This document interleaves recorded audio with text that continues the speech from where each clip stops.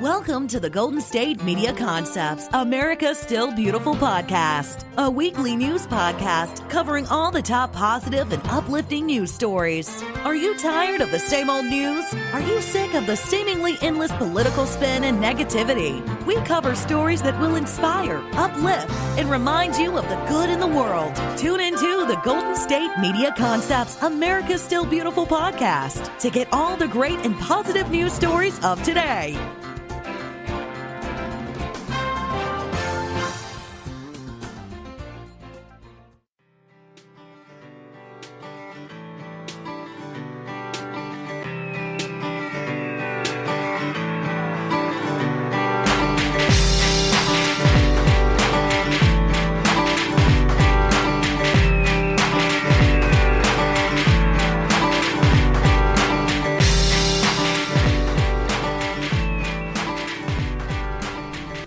Welcome to GSMC, America's Still Beautiful podcast, brought to you by the GSMC Podcast Network. I am your host, Alyssa Jo. Hope you're having a wonderful day today. I thought I would start today's episode off with a pretty cool new technology that is coming out. For a long period of time, tech companies did not want to label phones as medical devices. But now the University of Cincinnati engineers have created this tiny portable lab device that can plug into your phone. It is so cool. It's crazy. So basically, it actually connects automatically to a doctor's office through a custom app that they developed. So with a single drop of blood or saliva on a custom plastic lab chip that the UC has designed, this device is literally smaller than a credit card. And it can diagnose infectious diseases such as the coronavirus, malaria, HIV, Lyme disease, or countless other health conditions, even depression and anxiety, just from this tiny device that plugs into your phone. Such a cool invention. The phone provides the power and test protocol to the lab chip. So the patient simply puts a single-use plastic lab chip into his or her mouth and then plugs that into a slot in the box to test the saliva. It's literally as easy as that, and it can diagnose you for many different things. The device automatically transmits results to the patient's doctor through this custom app that they've also created for nearly basically instant results of what's going on with your health. The team developed the device by creating a novel lab chip that uses natural capillary action, which is the tendency for a liquid to adhere to a surface, to draw a sample down to two channels called a microchannel capillary flow assay. And one channel mixes the sample with the freeze-dried detection antibodies, and then the other contains a freeze-dried luminescent material to read the results when the split samples combine again on three sensors. So lots of scientific things in there, but basically it's this tiny little chip that you can test with your saliva, blood, anything, and it can give you your results of your health condition if you're ever concerned. The performance is actually comparable to laboratory tests, and the cost is cheaper. So it's even user-friendly. I guess it's pretty simple to use, it's cheap, and it's just as comparable to a laboratory test. The biggest advancement in this device is the novel design of its tiny channels that I was just talking about that naturally draw the sample through sensor arrays using the capillary flow. So this is kind of a huge new discovery. The innovation of this device using the capillary-driven microfluid lab chip, which basically means that the test takes place on the chip automatically. You don't have to do anything or go through anything. It's literally just done on this specific chip that they have designed. The device has applications for diagnosing or monitoring viruses or other diseases. It also has a huge potential in the mental health field. Mental health providers already use smartphones to track, the wellness of patients through regular surveys and things like that. But the psychosocial data can be kind of subjective. So they can actually, it's not just for, infectious diseases, it's for your mental health too. You can be diagnosed with anxiety, depression, anything like that from this tiny little device. And it's just basically at your fingertips. So with this device, you can be testing your hormones or other biomarkers that are associated with depression or anxiety. And then this could help doctors kind of correlate how patients feel with actual changes in their biochemistry. So this can improve treatment for countless amount of patients. And yeah, the device can use saliva as well as blood, which is less invasive and stress-inducing than an actual finger prick. But so cool. So you can diagnose yourself with all these infectious diseases, you can keep up with your hormones, and all this stuff gets sent right to your doctor. So talk about fast results. So I thought I would start today off with that pretty cool new discovery. So now my next story is about a 104-year-old military veteran. His name is William White, and like I said, he's 104 years old. He's a U.S. Marine veteran. He actually won the Purple Heart in World War II. And he's going to be spending this Valentine's Day surrounded by a mountain of 70,000 love letters and well wishes. He's from Stockton, California. The Valentines kind of started pouring in after a fellow resident at his residency launched a social media campaign called Operation Valentine. Basically, this campaign was asking friends and strangers alike to send greetings to honor William White. William's great-granddaughter, Abigail, who's 9 years old, actually delivered a bundle of cards from her 4th grade class, many of them decorated with the American flag. And then now a week before Valentine's Day, there has actually already been 70,000 pieces of correspondence have arrived from people in every United State and several foreign countries. So much mail has been delivered to this family. And he actually has a list of volunteers to help him open the cards and read the warm wishes. He retired after 35 years of active service, including time in the specific theater of World War II. Just one of his friends reached out to social media, wanted to pay gratitude to all the things that he's done, how he has served. And William just wanted to say that this, all these Valentines that he's receiving represent something way bigger than himself. Many of these cards that he's received have conveyed a deep appreciation, not only to him for his service, but to all the veterans who have died too soon to hear their gratitude. A woman that identified herself as only Jane told William that her late grandfather also fought in World War II as a U.S. Army paratrooper. Had he lived, she said, he would be turning 100 years old this year. She says, I miss him so much. By sending you this card, I feel as though I am sending my grandfather a card. And so he just wanted to reach out to social media, get this story out there to show the appreciation to all the veterans and not just to him. It's representing more than just him. But 70,000 Valentine's Day cards to appreciate this veteran. I think that is so cool. I just couldn't help but share that story with you. My next story is about a very, very lucky man who threw away his winning lottery ticket but was able to find it again. Okay, so let me give you a little bit of a background story. This man won the $100,000 lottery ticket that he bought from a gas station, which is the Palmetto Cash 5 ticket in South Carolina. And he checked the results for the day before by complete accident, and then he threw away the ticket. And he had no idea that he had just won $100,000. And luckily for him, he sat down the next morning and he was sipping his coffee and he happened to look over the results again when he realized this horrific mistake. I cannot imagine that feeling you would get in the pit of your stomach, realizing you just threw away $100,000. So he was able to, go dumpster diving and find his winning ticket. This is a very lucky story because the odds of winning the $100,000 playing Palmetto Cash 5 are 1 in 500,000. So according to the independent survey, it's slightly more likely than you winning a gold medal in the Olympics or being crushed to death by a mediator. So I think that says a lot right there. It says, in fact, you're actually an estimated 50 times more likely to win an Oscar statistically than you are hitting the $100,000 jackpot. So this guy gets this very, very lucky winning. He throws it out, and then he manages to go dumpster diving, realize the mistake that he made, goes dumpster diving, and was able to collect his winnings. He said that he now plans to give the money to some charity and set up a college fund for his grandchildren. So he is definitely paying it forward with this lucky thing he was able to run into. And the gas station that he bought it from actually receives a commission of $1,000 for selling a winning ticket.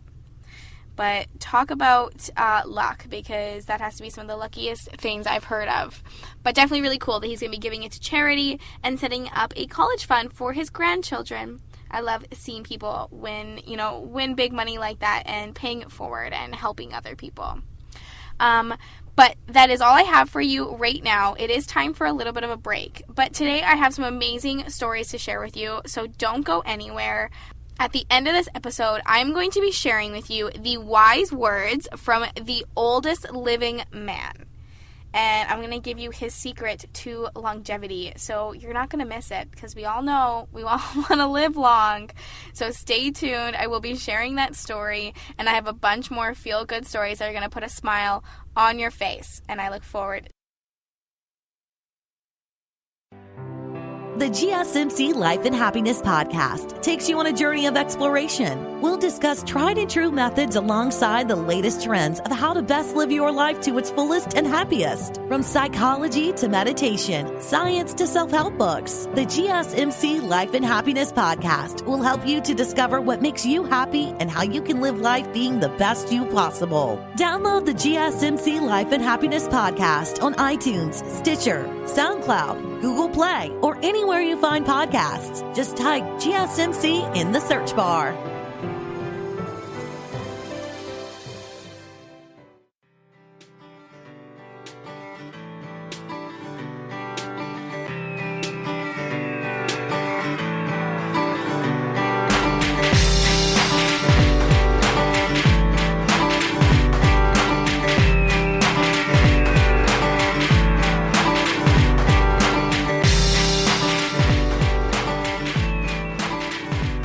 Welcome back to GSMC, America Still Beautiful podcast.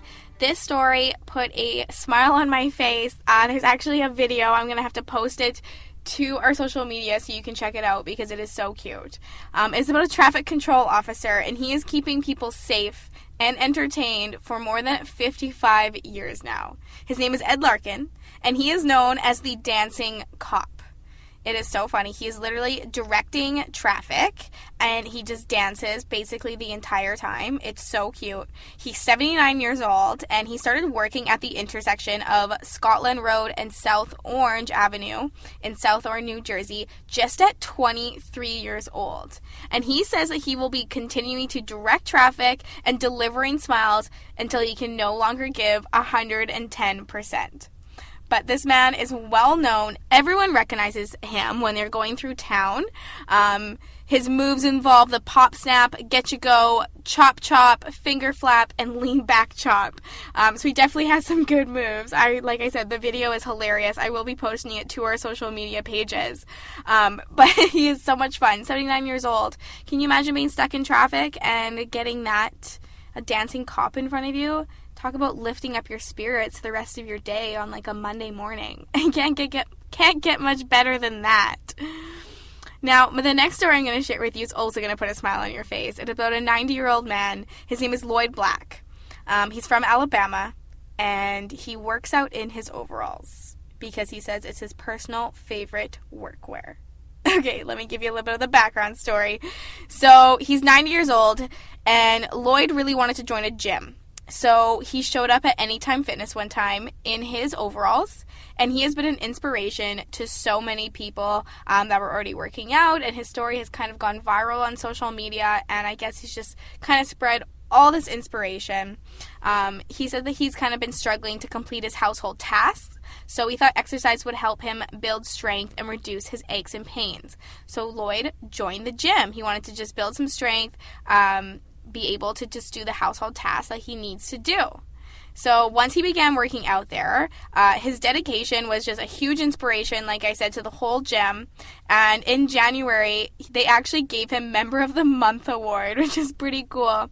They say he's been showing up so much progress. Over the past year, he's been coming faithfully 3 times a week, or if not more, like every other day. And that's what the general manager of Anytime Fitness said. She also said, we're going into a new decade, and I wanted to be a special member of the month this time. So it felt like it would be the perfect one. So they gave him member of the month. And this is what he says about his overalls. He says, the reason I wear them is very simple. I don't have much hips. If I get too active, I have trouble keeping my pants up. So he's literally at the gym in his overalls and his plaid shirt underneath, and he works out. This is what he is normally used to working in. So that's what he works out in. It is so cute. But he's been a huge inspiration for so many people. When he first started exercising, he couldn't walk on the treadmill for too long before he became very exhausted. But over the past year of working out consistently, he went from huffing and puffing through 10 minutes to easily walking for 30 minutes. And he found a way around the treadmill's challenging technology. He's been able to just run and jump on it. And the difference that he's made from last year to now is just a huge inspiration to everyone at the gym. His cardiovascular abilities have improved, and he even started weightlifting as well. He does leg presses, some upper arm machines. It took a lot of practice and a little assistance, but now, without any help from other members, he's able to do most of this stuff completely on his own. Like I said, he's made a huge improvement. It's a huge difference. And as a result of his work at the gym, he finds it easier now to mow the 7 acres of grass at his house and tool around in his woodworking shop. He says he experiences less daily discomfort and moves more easily. He said the only health issue he's facing is his struggling to hear. Even with all the positive impact on his life, he said that he doesn't exactly love the gym, but he loves what it does to his life and to, his world and his body. And this story has completely gone viral with many praises of this 90-year-old man's effort, which I think that's pretty impressive. 90 years old and going to the gym 3 or more times a week. I have a hard time sometimes going to the gym 3 or more times a week. So it's definitely impressive to hear. And it just shows how much exercise can do for your life, and it can make things so much easier no matter what age you are at. So hey, there's never say no. You got to get up and go to the gym because 9-year-old Lloyd is doing it. Just think of that next time. My next story I'm going to share with you is about a convenience store. It's a New York City convenience store, and the cashier is going viral because he's been allowing his customers to load up on free food and snacks with one condition. And he's been asking his customers at the Lucky Candy Deli to answer spontaneous math questions at the counter. He's only 20 years old. His name is Ahmed Alwain. And he's literally just decided to be generous by giving people the chance to answer these difficult math questions, and then they get their food for free. If they successfully solve the problem, he gives them 5 seconds, and often more than 5 seconds, I guess, to grab all the goodies they can carry and go out the door. So you have to answer this question, and then you hustle and bustle, get what you want, and you're allowed to leave. He came up with this idea last month, and he's uploaded more than a dozen videos of these math challenges to social media, and it's just, of course, the internet has taken it off with his generosity and just these kind of cool questions that he's been asking. He asked participants to refrain from trying to take his cat, but he's happy to pay for all the free food with his own money. So I guess the one thing he asked is participants to refrain from trying to take his cat that is in the store, but he's been happy to pay for all the free goods with his very own money. He just loves it, and he loves posting these videos online. He says that many of the customers featured in his videos are just low-income residents who have often, trouble just making ends meet and paying their bills on time. So he's been more than happy to offer them a brief, a little financial help with just these kind of chance to answer this cool question and then get some free food for what you need. And it's usually an algebra problem or something like that. This is not the first time that he's kind of gone out of his way to help his fellow Bronx residents. The college student reportedly has a history of giving away store products on credit and offering free food and coffee to homeless people just sleeping on the street. So he definitely has a big heart, and he wants to help people that can. And now he's actually accepting GoFundMe donations. If you're not in this area, to go actually visit his convenience store, you can go to his GoFundMe page, and it's a personal crowdfunding page so that you can continue so that he can continue to give away free food and supplies to his customers that need it and to the homeless. So if you want to go donate to that, there is a GoFundMe page that you can do that too. But definitely a pretty cool 20-year-old going above and beyond just to help out where he can, especially with his own money. As a college student, that says a lot. My next story is about a Minnesota high school who has created a free student store, and it's called The Nest. This is so cool. After a year in the making, The Nest is a student store that offers clothing, toiletry items, and other essentials that students need at absolutely no cost. This creation was inspired by another high school with a similar program, and it's a response to a growing need among teenagers for just basic items of food and hygiene. So The Nest opened just before the school year, and the room where it's housed, even though it's near the cafeteria of the school's over 1,000 students, it is private and it's not staffed. So everything that they get is from donations. So much stuff and not enough. They've actually been having so many donations that there's just so much stuff and not enough space, which is, of course, a good thing. They have a student-run community service club, and this club offers many service projects that benefit the school and the community. And they've even included building a community mental health program, which just supports signs placed around the school. The students can, kind of come together and talk to each other. So that's kind of what this club does. And now this club has also created The Nest. Everything is from donations. They actually made presentations to the school's athletic booster club where they got at least $5,000, and then another $5,000 came in. So they were able to basically have everything that they needed in this store. Students will volunteer from the club and help run it. And I guess at first they were a little bit skeptic, like some students were scared to go in because maybe they were embarrassed from it. And it initially kind of seemed like people were being held back, but now it's been really accepted by the entire school, by everybody. And it's just, if you need extra help, you can go to this store and you can just get what you need. I think this is such a cool idea, and donations just keep flooding into this school. And it's from clothing to food, school supplies, whatever you might need as a high school student. Basically, this store has it for you, and you're able to get it for free. And without any embarrassment, no judgment at all, you can just go in and get what you need. Now, that's all I have for right now. We're going to go on a little bit of a break, but don't go anywhere. I still haven't shared with you the secret to longevity from the oldest man living. You don't want to miss it, so stay tuned.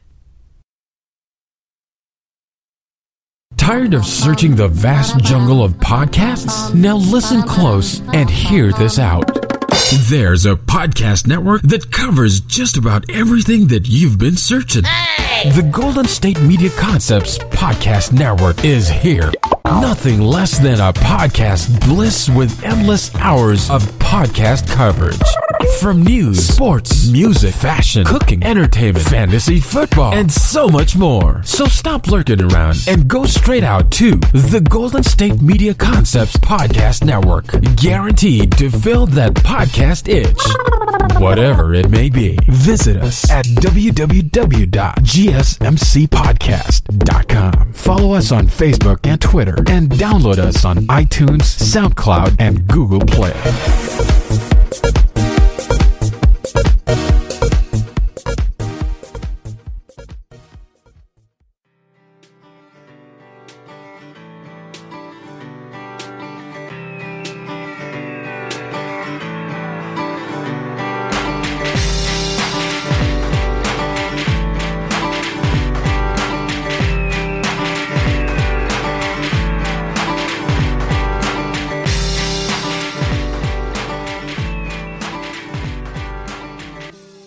Welcome back to GSMC, America's Still Beautiful podcast. I am your host, Alyssa Jo. I have a story about a very inspirational 6-year-old girl. Her name is Kaylee Pacina, and she is kind of like Rapunzel. Well, she used to be. She had very, very long hair, and this 6-year-old has cut her hair because of a bigger meaning for her than just cutting it. She wanted to make wigs for little girls to make them feel pretty again. That is her words. So just when she was 4 years old, she decided that she wanted to cut her long hair and donate it to Wigs for Kids. Her mom, Nicole, says that she's always had a very big heart, from donating her hair to even buying the homeless food. She's always gone kind of above and beyond at such a young age to try to help out others. So one day they were actually sitting in the children's hospital and a commercial came on where Kaylee asked her mother, why don't the kids have any hair? So her mother explained to her that these kids have cancer and that they could be losing their hair. And I guess her mom said that in that moment, she decided that she wanted to donate all of her long hair. She says, she just told me she wants to cut her hair and wanted to donate it. And after that, when we talked about it, she says she wants to grow it for 2 years, and in February, she wants to cut it, so she would have more to give away. And then she went to the hair salon now to get her hair cut, where she usually goes, and they've stepped in to help with the cause. The owner of the hair salon, Karen Garcia, says, we've had other kids come in and wanted to donate their hair, but never that young. So they kind of wanted to also help out with this. Garcia says, we thought of something that could make her story a little bit bigger and maybe inspire others to follow in her footsteps. It's a free cut for anyone who comes in to donate their hair. So this hair salon is giving free haircuts to anybody that wants to donate their hair, hoping that they can just inspire more people to follow in this little 6-year-old girl's footsteps. She just wants to help other little girls feel pretty again, for the ones that can't grow their own hair, she says. So now the Revive Hair Salons hopes that other local salons will join in and offer haircuts just like Kaylee's cut and donate their hair to Wigs for Kids. So cool seeing a little 6-year-old go above and beyond and just do something incredible at such a young age. Therapy dogs and stuffed animals are helping students in Cleveland become better readers. This is a pretty interesting story. So at Artemis Ward School in Cleveland, their media specialist, Anne-Marie Brown, has come up with some ways to help kids become stronger and more confident readers. Sometimes you kind of have to be a little bit creative to get young children to be interested in reading, right? It can be kind of a hard thing to do sometimes. So in December, the students preschool through grade 3 got to adopt one of the 500 stuffed animals that were donated. They picked one out and named it, and they even got a certificate. But with the certificate and the stuffed animal, they had to promise to read for 20 minutes a day. So this is the Reading Adoption Program, and basically just gives students a physical representation, a reminder, something that they love, something that they want to play with, as a reminder to read, right? And it's a promise to their teacher and to their family. So, she really just wanted to motivate kids before winter break that reading is very important every single day, even if you are on break. So they started this kind of program, and I think it's pretty cool. No matter what break it is, she just wanted, if it's a vacation, Christmas break, or, just some time to relax or something like that, reading can be so crucial. So Linda Hernandez has led the students through some relaxing exercises, allowing these students moments to pause and to read, and they call it R&R yoga, reading rabbit yoga. Basically, it's a stress-free environment. They build fluency skills. They're able to learn some coping skills for stresses in school and outside of school. And then this program kind of comes in, and it doesn't just de-stress with the therapy dogs, but sitting down and actually reading to them. So they're able to, build confidence in themselves and having this bond with this animal. And then there's just nobody judging them. There's no test scores. It's just a nice, fun reading experience. So she hopes that thinking, outside the box will kind of help get young kids interested in reading outside of the classroom, not just in the classroom. And she just wanted to communicate with parents more about the importance of reading and reading every single day, anywhere, just like in yoga. Okay, so my next story is kind of about a non-profit organization, and it's a non-profit degree granting program that is dedicated to providing prisoners with a college education so that they're less likely to reoffend upon release. It's called Hudson Link. It's a nonprofit organization. And so according to Hudson Link, the general rate of the prisoners reoffending in the state is 43%, while the prisoners who walk out with degrees have only a 2% chance of reoffending, which is definitely pretty cool. That is a huge difference. The organization argues that it costs a whopping $60,000 per year to jail an individual in New York State. but it only cost $5,000 to provide them with a prison education. Crazy difference again. So Hudson Link is capable of offering the degree program for free thanks to private donations and sponsorships. Right now, this organization is currently operating out of 5 different New York prisons.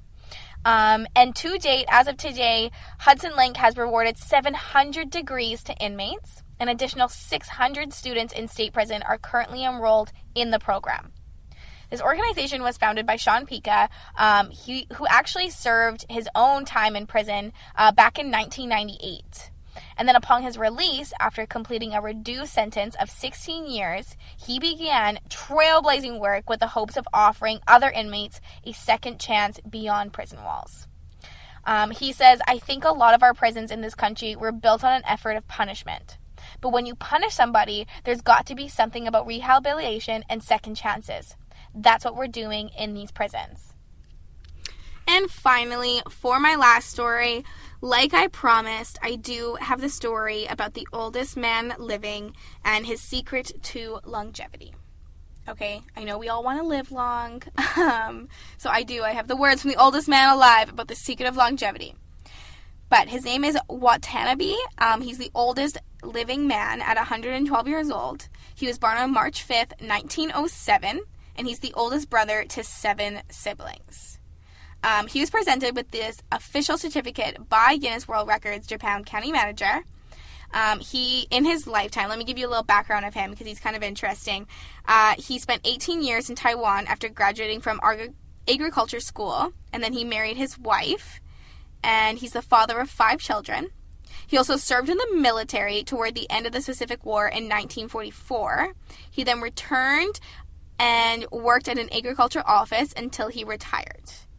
However, the retirement didn't stop him from being active. In 1974, he and his son built a new family home, grew vegetables and fruit, and that was right up until he was 104 years old.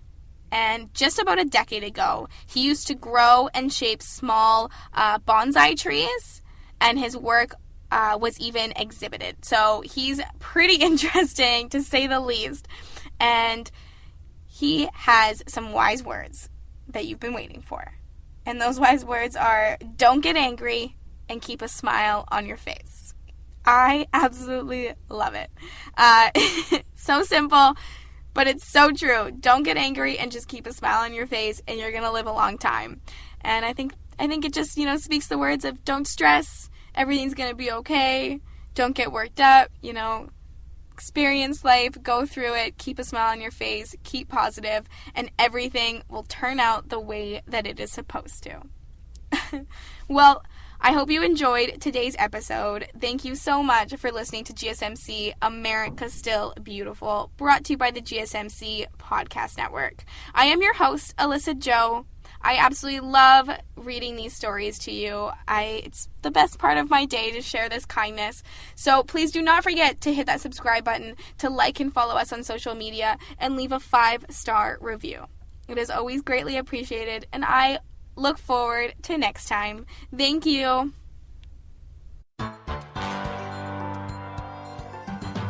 You've been listening to the Golden State Media Concepts America Still Beautiful podcast, part of the GSMC Podcast Network. You can find this show and others like it at www.gsmcpodcast.com. Download our podcasts on iTunes, Stitcher, SoundCloud, Google Play, or anywhere you find podcasts. Just type in GSMC to find all of our shows. From the GSMC Podcast Network, from social media news to marketing news, and even weird news, the GSMC Podcast Network has you covered. You can also follow us on Twitter and Facebook. Thank you, and we hope you have enjoyed today's episode of the Golden State Media Concepts America Still Beautiful podcast.